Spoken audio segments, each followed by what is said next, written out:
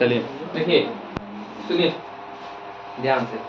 हम लोग फिजिक्स में आज पढ़ेंगे क्या, माइलस का नियम। इससे पहले ध्रुव पढ़े थे, तो आज पढ़ेंगे माइलस का नियम। माइलस का नियम ये कहता है कि जब कोई प्रकाश, ठीक है, जो प्रकाश जो चलती है वो प्रत्येक दिशा में क्या करती है, कंपन करती है। क्या करती है? प्रत्येक तल में कंपन करती है। तल का मतलब एक ये प्लेन हो गया, एक ऐसा रखेंगे तो इसमें भी करेगी, ऊपर से रख रहे हैं तो इस एक्स वाई जेड तीनों प्लेन में प्रकाश क्या करती है, कंपन करती है। और वो मेरे आंख को पड़ती है तो चकाचौंध हो जाती है। मतलब आपको समझिए कि एक बैग आपके आंख पर लाइट पड़ेगा तो क्या होगा, ठीक है, मैंने चकाचौंध हो जाता है, उसी को बोला जाएगा, ठीक है, जो आप लोग समझ रहे हैं। तो उसको क्या किया जाता है, उस प्रकाश को इस तरह किया जाता है कि प्रत्येक दिशा में कंपन करने के चलते होता है। तो एक दिशा में कंपन करेगा तो क्या होगा, प्रकाश का लाइट आंख पर चकाचौंध नहीं करेगा, ठीक है। तो उसी को नियंत्रित करने की प्रक्रिया को ध्रुवण बोलते हैं। क्या बोलते हैं? ध्रुवण। तो वही क्या किया था, तो ध्रुवण का जो पोलराइजेशन बोलते हैं इंग्लिश में, तो वो पढ़ा दिए थे। उसी में नियम एक स्पेशल नियम दिए थे, माइलस का नियम। क्या किए थे? माइलस का नियम। ये बताए थे, दो गो फिल्म लेते हैं। फिल्म का मतलब, फिल्म का मतलब होता है आवरण, चित्र, पिक्चर या घेरा, समझ गए? मैंने थोड़ा सा रुकावट टाइप का। तो दो गो फिल्म ले रहे हैं, तो यहाँ से हम प्रकाश गुजारते हैं, इसमें लेप उप लगा देते हैं, और यहाँ से फिर एक और फिल्म से प्रकाश गुजारते हैं। तो इस दो गो फिल्म को हम रखते हैं थीटा डिग्री के एंगल पर। मान लीजिए यहाँ एक है, तो एगो यहाँ रख देंगे, समझ गए? या यहाँ रख दें, या यहाँ रख दें, कहीं भी रख सकते हैं। दूसरा, यहाँ से हम प्रकाश एंट्री मार रहे हैं, तो एगो फिल्म यहाँ रख दें, चाहे दूसरा, मैंने किसी एंगल पर तो रखेंगे ही। तो मान लीजिए थीटा डिग्री के एंगल पर रख रहे हैं, इसके रिस्पेक्ट में इसको, ठीक है।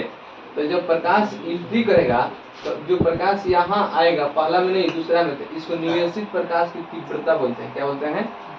निवेशित। इसको शॉर्टकट में I0 बोलते हैं। क्या बोलते हैं? I0। किस एंगल पे रखा था, हम मान लेते हैं थीटा डिग्री के एंगल पे रखा था। क्लियर? उसके बाद से यहाँ से दूसरा का जो यहाँ से फिल्म से जो प्रकाश निकलती है, इसको निर्गत प्रकाश की तीव्रता बोलते हैं। क्या बोलते हैं? और पहला फिल्म को ध्रुवक बोलते हैं और दूसरा को विश्लेषक बोलते हैं। क्या बोलते हैं? विश्लेषक। और पहला को ध्रुवक और दूसरा को विश्लेषक। और इसमें जो माइलस ने नियम बताया था, वो बताया था जो प्रकाश की तीव्रता निकलती है तो cos स्क्वायर थीटा के डायरेक्टली प्रोपोर्शनल होती है। क्या होती है? जो फाइनली जो निकलती है वो cos स्क्वायर थीटा के, और यहाँ डायरेक्टली प्रोपोर्शनल है तो कांस्टेंट है, तो यही निर्गत प्रकाश की तीव्रता को ही कांस्टेंट के वैल्यू के बराबर आया। तो उसने एक फार्मूला दे दिया, I बराबर I0 cos स्क्वायर थीटा। तो क्वेश्चन पूछ देगा I बराबर I0 cos स्क्वायर थीटा, ठीक है। या पूछ देगा दो गो फिल्म किसके नियम में रहता है, तो माइलस के नियम में। अब क्वेश्चन जैसे भी घुमा के पूछे, आप लोग क्या करना है, निकाल देना है। निवेशित प्रकाश की तीव्रता और निर्गत प्रकाश की तीव्रता के अनुपात पूछ देता है, एंगल दे देगा। इससे क्वेश्चन एक पूछता है, तो उस क्वेश्चन को जैसे क्वेश्चन यहाँ पर लिख दिए हैं, कहेगा ध्रुवक और विश्लेषक के बीच थीटा डिग्री के कोण पे रखा गया है। जैसे ध्रुवक हो गया विश्लेषक, इस दोनों को कितना डिग्री कोण पे रखा गया है, थीटा डिग्री के कोण पे। तो यहाँ थीटा के मान हम ले लेते हैं, मान लीजिए हम ले लीजिए 60 डिग्री। कितना ले रहे हैं? 60 डिग्री। न्यूमेरिकल वैल्यू निकालने के लिए कोण पे रखा गया है। तो निवेशित प्रकाश की तीव्रता और निर्गत प्रकाश की तीव्रता के बीच का अनुपात बताएं। तो आप कहेगा यहाँ पे निवेशित प्रकाश की तीव्रता और निर्गत प्रकाश की तीव्रता के बीच कोण बताएं। आपको थीटा का मान, अगर इसको हम सॉल्यूशन करें तो आप देखिएगा, तो आपको दिया है गिवन है, क्या क्या दिया है, थीटा का वैल्यू दे दिया। कितना दिया है? 60 डिग्री।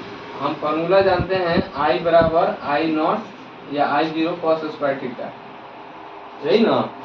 अनुपात पूछ रहा है निवेशित प्रकाश की तीव्रता और किसका, निर्गत प्रकाश की तीव्रता का अनुपात पूछ रहा है, यानी I और IG का अनुपात पूछ रहा है।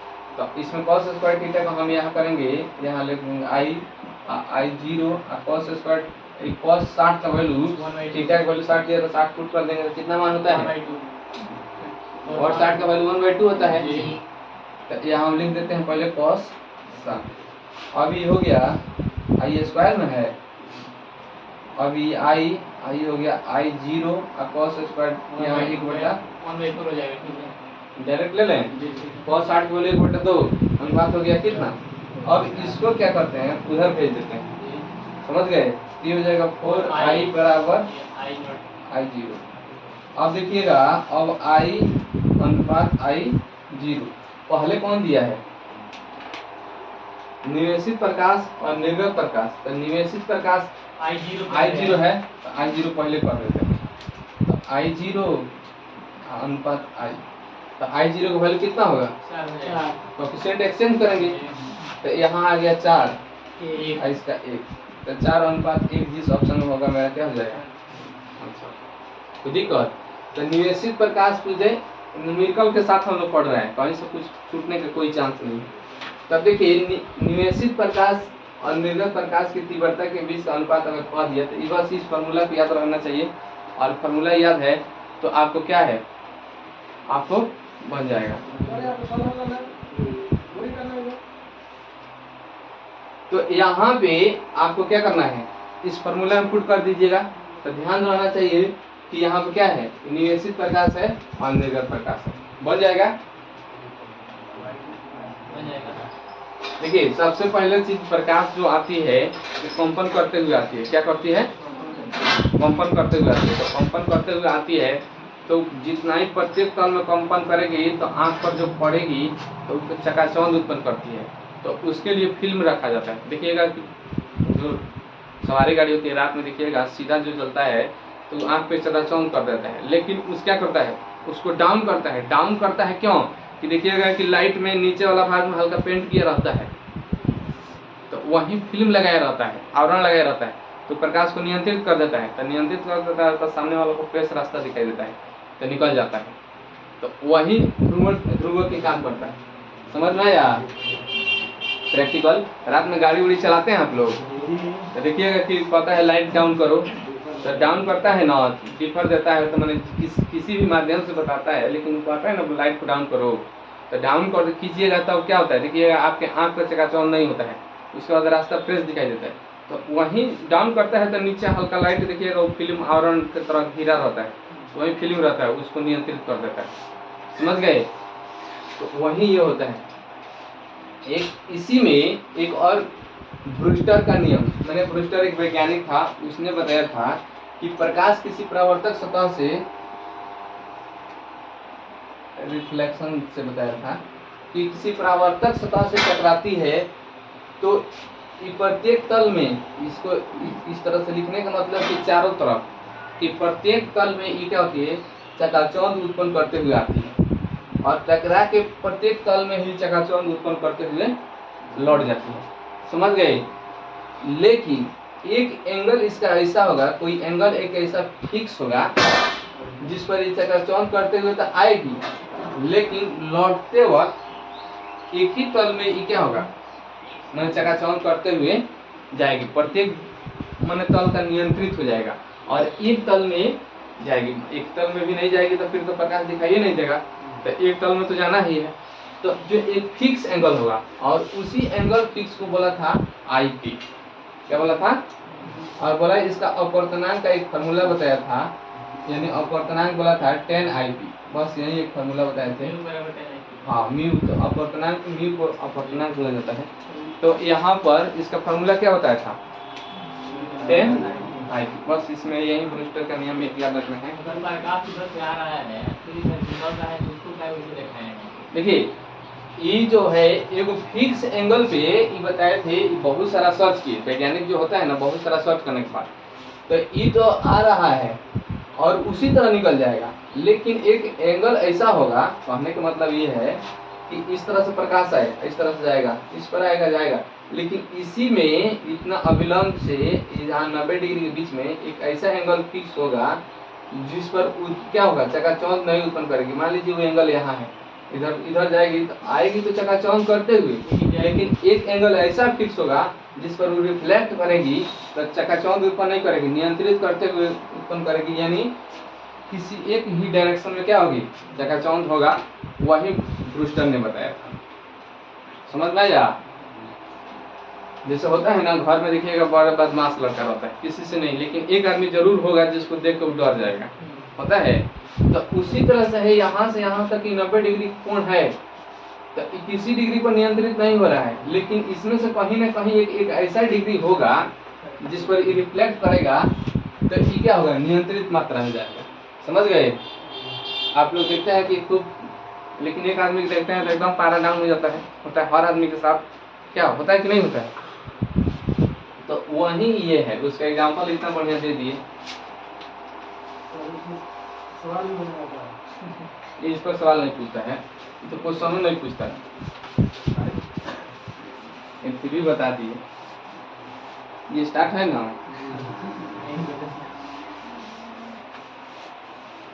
हमारे भरोसे मत रहिए, पर आप लोग भी ध्यान देते रहिएगा।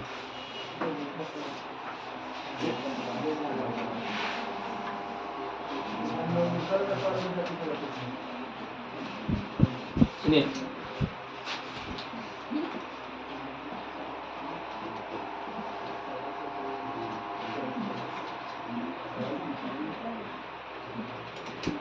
क्या लिखा है पर?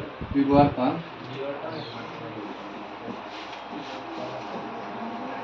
डिफ्रैक्शन। सुनिए, देखिए विवर्तन या डिफ्रैक्शन, प्रकाश का जो गुण होता है, जैसे देखिएगा आप लोग घर में टॉर्च होगा,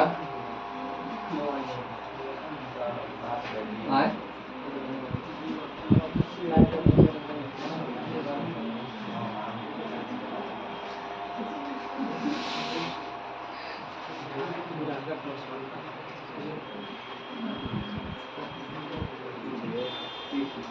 पर वो ना होता है, क्यों ना होता है, वो लिखते हैं विवर्तन वाला। अब दोनों नए है, उसमें टेंशन मत लीजिए। देखिए विवर्तन का अर्थ पहले समझिए क्या होता है। विवर्तन का मतलब ये होता है, प्रकाश का गुण होता है सीधी रेखा में चलना, इतना तो जानते हैं। प्रकाश जब भी होता है ये मुड़ता नहीं है, इन्हें देखिए कहेगा दीवार है, रुको यहाँ छोड़ देते हैं, इधर से मुड़ जाते हैं, ऐसा नहीं है। साउंड के गुण होता है, ठीक है, साउंड है, आप सामने है तो साउंड जा रहा है, साउंड चारों तरफ चलता है। यहाँ बगल में देखिएगा पीछे वाला सुन लेगा, भुंदर भुंदर बतिएगा तो और उसका दे आदि है तो और कान लगाएगा सुनेगी, उसका मैंने एक डर रहता है कि हमारा शिकायतें बतिया रही है, दूसरा कुछ मतलब नहीं रहता। तो यहाँ पे क्या है, प्रकाश का गुण होता है कि क्या है, इस प्रकाश यहाँ से आया और निकल जाना चाहिए सीधा। समझ रहे हैं बात को? अगर इस तरह से नहीं समझ में आया तो यहाँ समझिए, प्रकाश यहाँ से निकला, यहाँ इस तरह से प्रकाश आ रहा है, ये प्रकाश जाएगा, यहाँ एक अवरोधक लगा दिए, अवरोधक समझ रहे हैं, रुकावट। यहाँ से प्रकाश आ रहा है, इस तरह से प्रकाश आ रहा है, तो इस प्रकाश को जाना चाहिए इधर, प्रकाश को सीधे जाना चाहिए, लेकिन यहाँ देखिएगा हल्का सा प्रकाश मुड़ जाता है, ज्यादा नहीं, हल्का सा इस तरह से। अभी यहाँ से टॉर्च जलाइएगा, देखिए हल्का सा प्रकाश मुड़ता है, तभी जाके प्रकाश का चाल भले सीधा चलता है, लेकिन हल्का सा मुड़ता है। अब जैसे सूर्य भगवान, तो सीधा तो प्रकाश आ रहा है, लेकिन देखिएगा यहाँ भी लाइट आ रहा है, कहाँ से इधर सीधा, इधर चारों तरफ तो रुकावट है, तो हल्का सा प्रकाश क्या होता है, मुड़ जाता है। तो अपने सीधे रास्ते से हल्का सा मुड़ने की प्रक्रिया को हम लोग बोलते हैं विवर्तन। क्या बोलते हैं? जैसे देखिएगा कि यहाँ रुकावट लगा दीजिए, यहाँ पर्दा लगा दीजिए, यहाँ टॉर्च जलाइए, देखिएगा पीछे हल्का हल्का दिखाई देगा, तो इसका मतलब हल्का सा प्रकाश गया है तभी तो दिखाई देगा। बिना प्रकाश की उपस्थिति में किसी चीज को देखना संभव नहीं है। अगर यहाँ से कंप्लीट प्रकाश हटा दिया जाए तो यहाँ आपको अपना हाथ भी नहीं दिखाई देगा, दिखाई देगा? देखते हैं एकदम अंधकार रात हुआ है, अंधेरा एकदम रात हुआ है, तो देखिएगा अपना शरीर में नहीं दिखाई देता, होता है ना? हाँ, एकदम अंधेरा है, दिखाई नहीं देता है, ठीक है। आप फिक्रोलॉजी कीजिए, वो अलग बात है, ठीक है। एकदम अंधेरा से अंधेरा हो, हम लोग अंधेरा में रहते हैं, उसके बाद अंधेरा में अरे हम लोग अंधकार में नहीं रहते हैं, बाहर देखते हैं कोई टॉर्च जलाता है, वहाँ पर तुरंत दिखाई देता है। हाँ, तो लाइट में दिए, लाइट में दिए। तो सुनिए, अरे छोड़िए, बहसिए तो बहुत तरह जगह, यहाँ शॉर्ट कट समझिए। जब कोई प्रकाश किसी अवरोधक के बगल से थोड़ा सा मुड़ती है तो उसी को विवर्तन कहते हैं। क्या कहते हैं? विवर्तन करते हैं। इसी के कारण देखिएगा हमारी छाया जो होती है पूरा तीखा छाया नहीं बनती है। तीखा छाया का मतलब क्या होता है, पूरा क्लियर नहीं बनती है। जैसे अभी देखिएगा, चलिएगा तो देखिएगा हल्का फुल्का छाया दिखाई देगा, तो उसको तीखा नहीं कहेंगे। तीखा का मतलब एकदम गाढ़ा छाया। जिस तरह से रात में, दिन में देखिएगा हल्का फुल्का छाया दिखाई देता है। अब इधर से सूर्य भगवान है, इधर से आप खड़ा हैं, तो इधर पीछे देखिएगा हल्का छाया दिखाई देगा, समझ गए। तो हल्का सा छाया दिखाई देगा, यानी इधर से साइड से हल्का सा प्रकाश इसको क्या कर रहा है, छाया को ढक दे रहा है। तो हल्का हल्का, मैंने कहने का मतलब कि हल्का सा मुड़ जाना क्या है, प्रकाश का विवर्तन है। कोई दिक्कत? अब देखिए इसमें होता क्या है, प्रकाश के विवर्तन के कारण, ठीक है, विवर्तन के कारण ही हम बगल वाले की आवाज सुन पाते हैं, ठीक है, या बगल वाला के रूम में कुछ लाइट जाता है, तब विवर्तन में के गुण क्या होता है, इसका जो गुण होता है पूछता है जो एग्जाम में, वो मेन समझिए। गुण क्या होता है, जो प्रकाश का तरंग होता है, प्रकाश का तरंग क्या गुण, ठीक है। प्रकाश का तरंग होता है बहुत कम होता है, क्या होता है, बहुत कम होता है, और अवरोधक के तरंग से,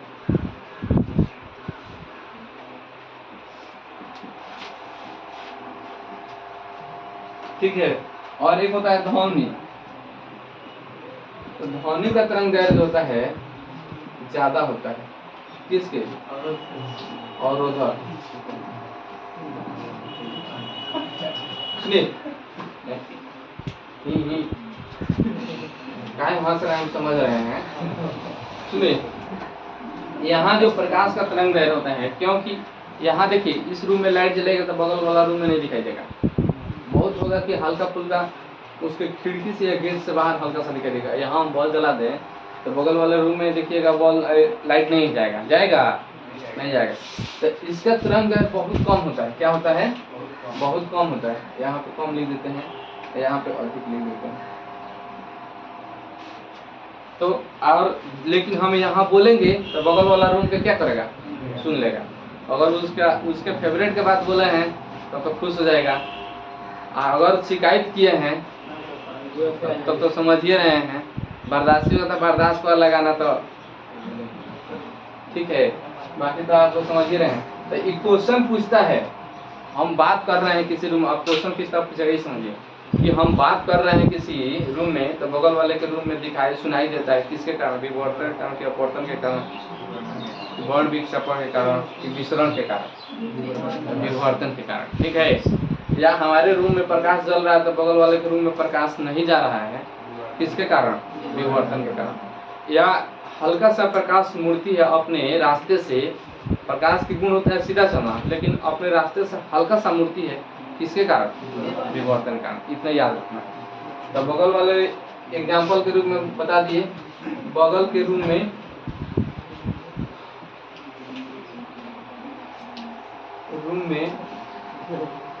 ध्वनि का सुनाई देना, क्या देना, और प्रकाश का दिखाई नहीं देना, समझ गए। बस इतना ही याद रखिए। सुनिए,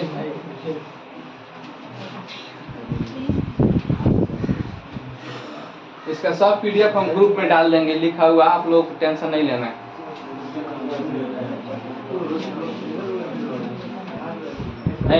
एक बना रहे हैं इंटरफेरेंस, व्यतिकरण, ये सब बहुत क्वेश्चन इम्पोर्टेंट है, बहुत पूछता है। अभी मजाक मजाक में भले निकल जाएगा तो बाद में पछताइएगा, आप सीरियस होकर समझ लीजिएगा।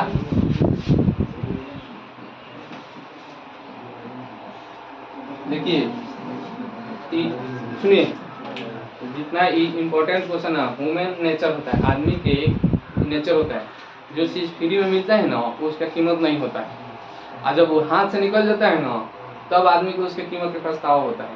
तो इसलिए जब अभी पढ़ा रहे हैं तो ठीक है, जब हाथ से निकल जाएगा तो जब देखिएगा एग्जाम में क्वेश्चन सेम पूछ रहा है तो सोचिएगा वो काश थोड़ा सा सीरियस होकर पढ़ लिया रहते, तो उसमें बहुत पछतावा होता है। तो उससे होशियार आदमी होता है ना तो उसको पहले ही से सतर्क हो जाता है, और नहीं तो जैसे राम भरोसे चलिएगा तो नैया तो पार होगा ही।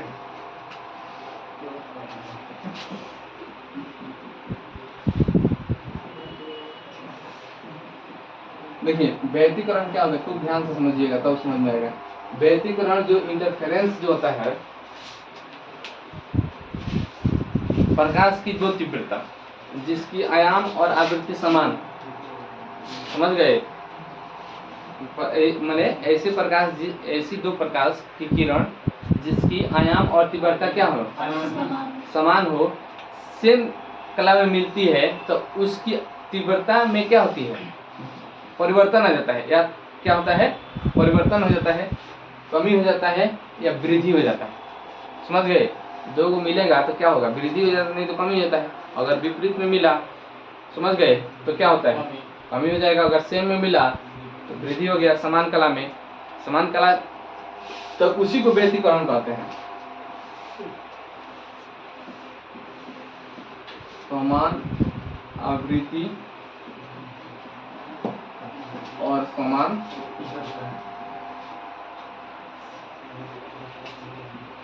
आयाम, पता नहीं। देखिए, अगर इस सेम कला में मिली, यानी समान कला में, मैंने समान स्थिति में, मान लीजिए समान जैसे होता है सेम डायरेक्शन में, इधर हम भी जा रहे हैं, इधर आप भी जा रहे हैं, एगो इधर जा रहा है, एगो इधर जा रहा है, तो विपरीत हो गया। तो समान कला में मिली तो तीव्रता में वृद्धि हो जाता है, तीव्रता में क्या होता है, वृद्धि हो जाता है। तो इसको बोलते हैं समपोषी।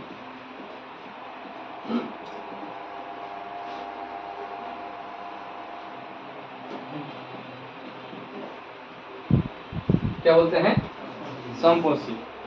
और एक होता है विपरीत कला। विपरीत कला में तीव्रता में क्या होती है, कमी होती है, तो इसको विनाशी पोषी कहते हैं।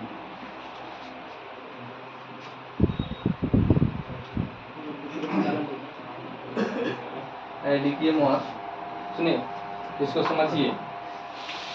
जिस तरह से होता है, देखिएगा कभी कभी जैसे पानी का बुलबुला है, उस पर देखिएगा कि कभी लाल दिखाई देता है, कभी पीला दिखाई देता है, कभी हरा दिखाई देता है, देखे हैं? खाली उजर देखे हैं?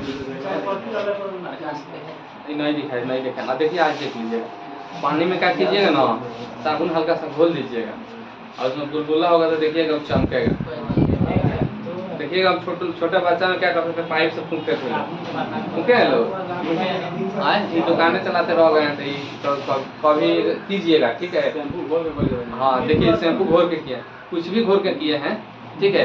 तो उसमें देखिएगा कि कभी लाल हरा दिखाई देता है तो खूब मजा आता है, ठीक है? बगल वाला कहिएगा हम देख लिए, तू कहेगा जा हम देखते नहीं किए, तो कहेगा ना देखे तो और खुशी होता था कि हम देख लिए, ठीक है? वैसा किए होइएगा। तो वो क्या होता है, जितना ही उसमें व्यतिकरण होता है, समान कला में अगर प्रकाश मिल गया तो चमक जाएगा, और कभी कभी होता है विपरीत में हो गया तो नहीं चमकेगा। तो व्यतिकरण के कारण होता है, किसके कारण होता है?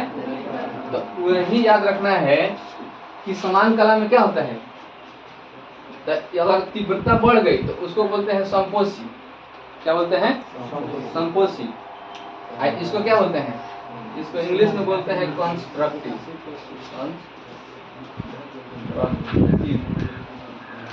इसको बोलते हैं डिसकंस्ट्रक्टिव।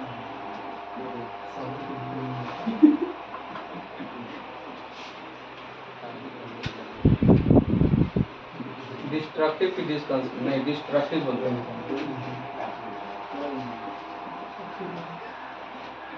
तो व्यतिकरण में हम लोग क्या सीखे?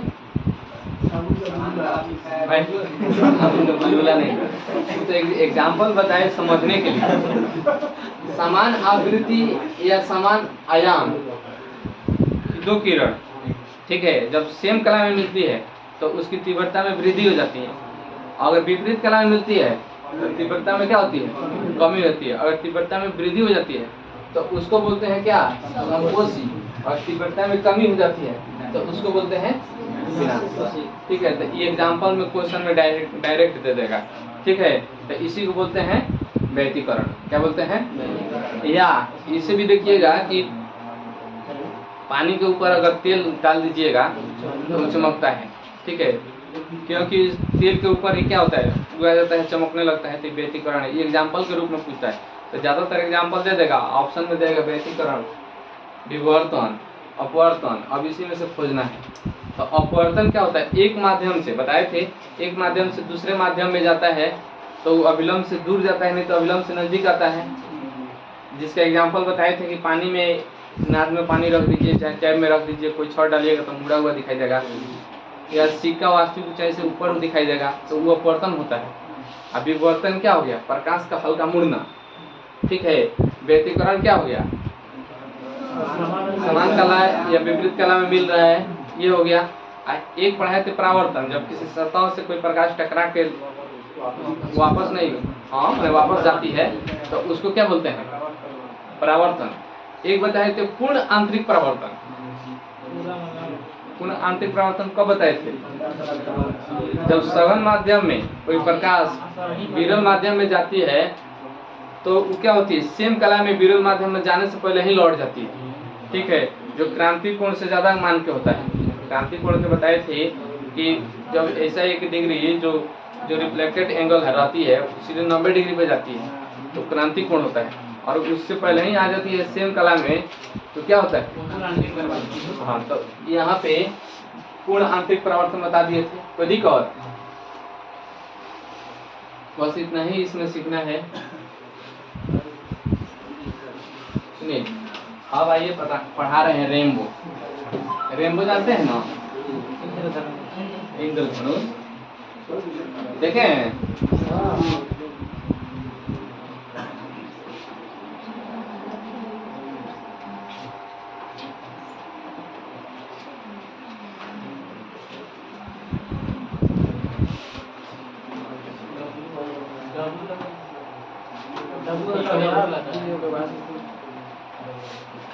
देखिए रेनबो में,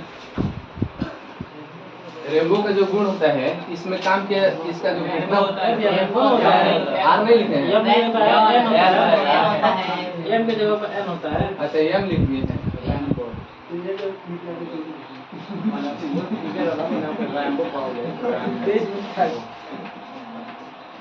सुनिए रेनबो जो होता है, देखिएगा इसमें क्या होता है, इसमें 3 घटना होती है। क्या घटना होती है, अपवर्तन, इसमें जो घटना होती है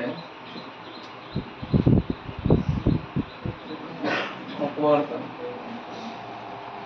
और एक क्या होती है,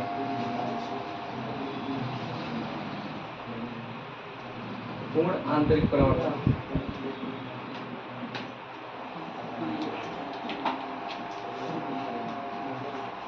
और चौथा होती है बड़ विक्षेपण।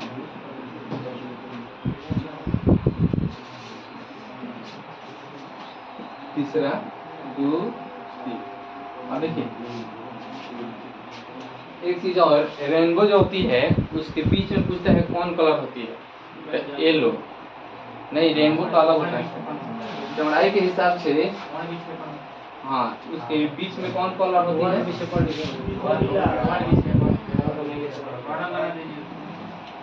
सब बना रहे हैं।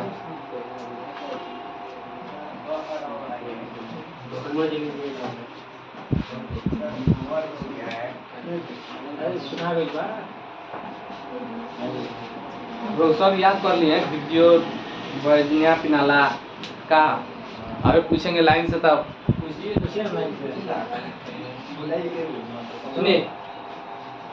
जो रेनबो होती है, रेनबो देखिए, रेनबो के एक सूरज और रेनबो को एक साथ नहीं देख सकते हैं। क्या कर सकते हैं, एक साथ नहीं देख सकते हैं। मैंने कहने का मतलब सूर्य जिधर रहता है उसके विपरीत दिशा में रेनबो होती है, ठीक है। मान लीजिए अगर सूर्य आपको पश्चिम में है तो रेनबो पूरब में देगी, अगर सूर्य दक्षिण में है तो रेनबो आपको उत्तर में दिखाई देगी।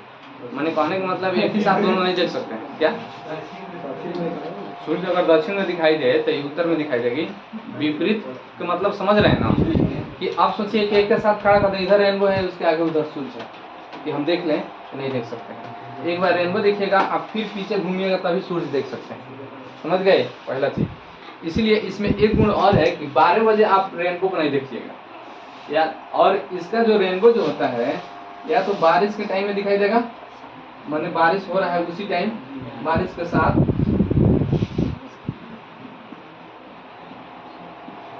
ठीक है, या बारिश के बाद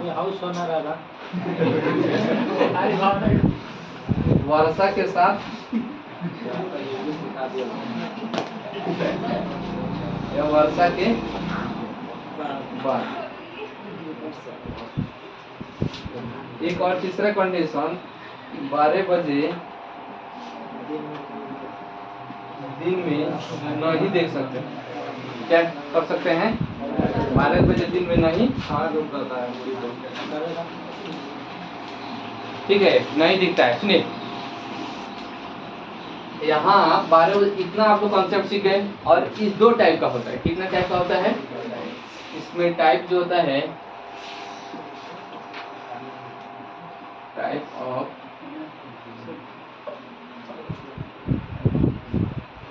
ऑफ रेनबो, एक होता है प्राइमरी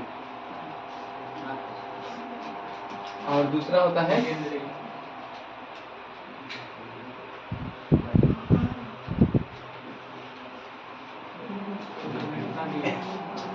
अभी समझ नहीं गए, रहने दें। फिजिक्स है, बहुत लिखना पड़ता है, मिटाना पड़ेगा। आर्ट्स नहीं, एक बार को पॉइंट लिख दिए उसके बाद डील कर, समझे?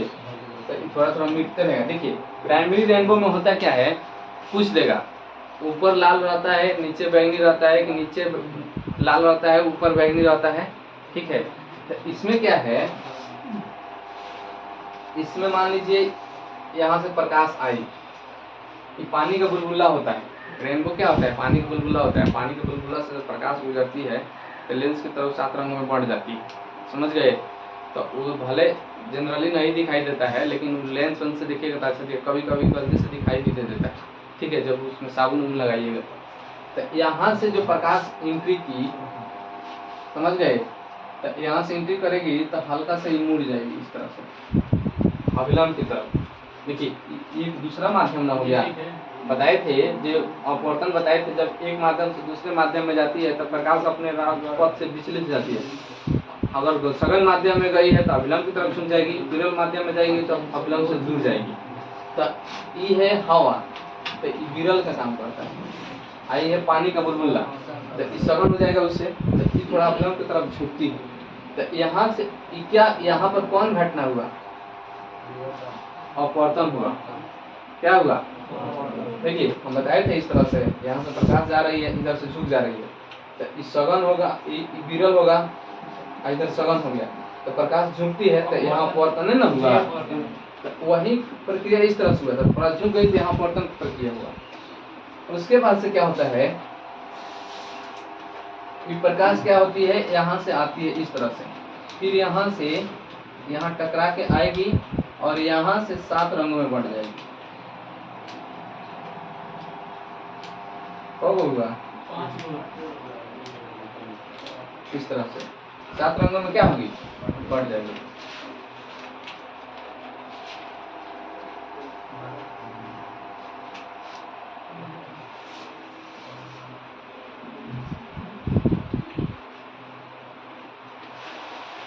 अभी बताइए, यहाँ पर तो अपवर्तन हो गया, आप फिगर बना देते हैं। यहाँ पर क्या होगा? यहाँ पर पूर्ण आंतरिक परिवर्तन हुआ।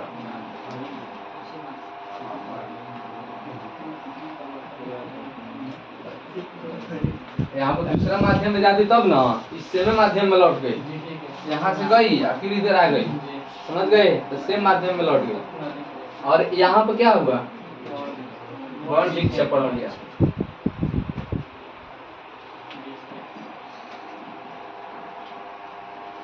देखिए, वर्ण विक्षेपण मतलब कि एक प्रकाश 7 रंग में बढ़ जाना। पढ़ाए थे प्रिज्म, इस तरह से यहाँ से प्रकाश जाती है तो जाना चाहिए सीधे इधर, लेकिन इधर मुड़ जाती है, और यहाँ से भी मुड़ जाती है इस तरह से। तो यहाँ आएगी तो इस तरह 7 रंग में बढ़ जाती है, तो वर्ण विक्षेपण की प्रक्रिया होता है। तो यहाँ से देखिए कि 7 रंग में बढ़ जाती है। तो प्राइमरी में अब देखिए यहाँ से क्या हो जाता है, यहाँ BI B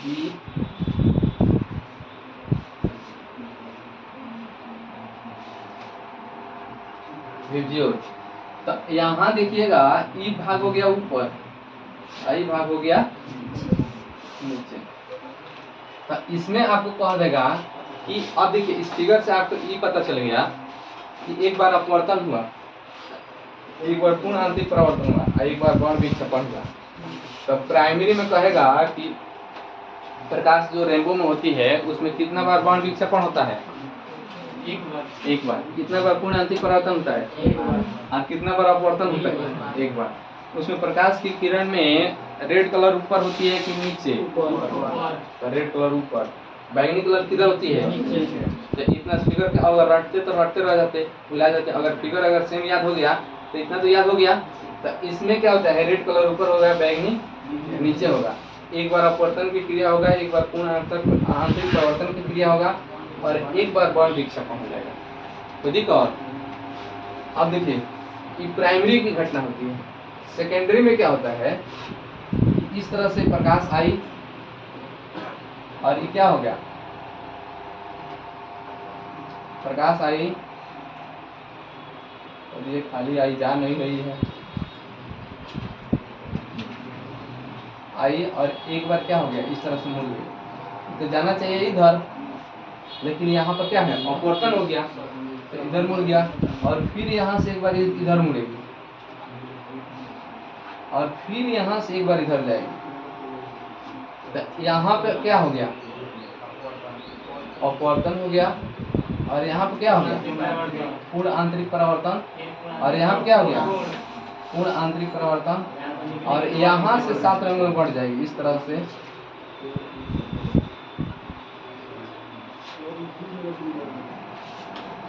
इसको थोड़ा सा और ऊपर कर देते हैं।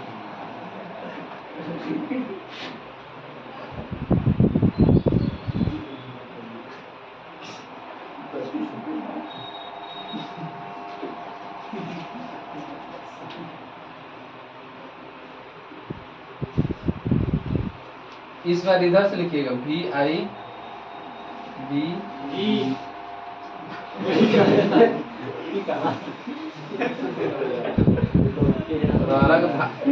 है का। देखिए सेकेंडरी में क्या होता है, ये जो नीचे है ये क्या है, तो सेकेंडरी में क्या होता है, बैंगनी ऊपर आता है और लाल रंग क्या होता है, नीचे होता है। अब इसी में आपको पूछ दे कि इसमें सेकेंडरी में पीला रंग और लाल रंग में कौन ऊपर होता है, कहिएगा कि वो तो बैंगनी बताए थे, लाल पीला कहाँ बताए थे, ये सब बता दिए हैं। इसी में देख लीजिए कौन ऊपर है। यहाँ पे लाल है, इसके ऊपर ऑरेंज है, इसके ऊपर येलो है, इसके बाद ग्रीन है, इसके ऊपर ब्लू, इसको इंडिगो, इधर वायलेट। समझ गए। अब इसमें से कुछ देखो क्रम याद रहना चाहिए, तो इसमें से कोई निकल जाएगा कि नहीं निकल जाएगा। अब आपको क्वेश्चन में थोड़ा सा और घुमा दे कि प्राइमरी में मैंने लाले बैंगनी ज्यादातर पूछता है। अगर आपको पूछ दे कि ब्लू ऊपर होता है कि इंडिगो ऊपर होता है, ब्लू ऊपर, इंडिगो उसके नीचे। तो देखो तो यहाँ बस एक को याद कर लीजिए, ठीक है। प्राइमरी में लाल ऊपर होता है बस, ठीक है। प्राइमरी में लाल ऊपर होता है। प्राइमरी मैंने फर्स्ट प्रेफरेंस हम लाल को देंगे बजरंग बली के, बस इतना याद रख लीजिए। तो प्राइमरी लाल होता है तो इसमें नीचे हो जाएगा और इसका उल्टा इधर होता है, समझ गए। तो सेकेंडरी में लाल नीचे चला जाएगा। प्राथमिक रंग होता है, रंग लाल हरा नीला, और बाकी जो होता है वो सेकेंडरी में। तो वो बाद में पढ़िएगा, पहले यहाँ समझिएगा ना, रेनबो की बात कर रहे हैं, रंग नहीं है, ठीक है। ये रेनबो होता है, वो प्राइमरी रेनबो, एक सेकेंडरी रेनबो। तो रेनबो में सेकेंडरी रेनबो में क्रम ही होता है कलर का, I होता है। तो उसको अभी प्रकाश वाला जो हम पढ़ रहे हैं, तभी कलर के बाद में पढ़ेंगे, पहले इसको हम लोग खत्म कर लें, ठीक है। तो ये आप लोग समझ गए क्या, कोई दिक्कत रहने दीजिए, अब कल पढ़िए।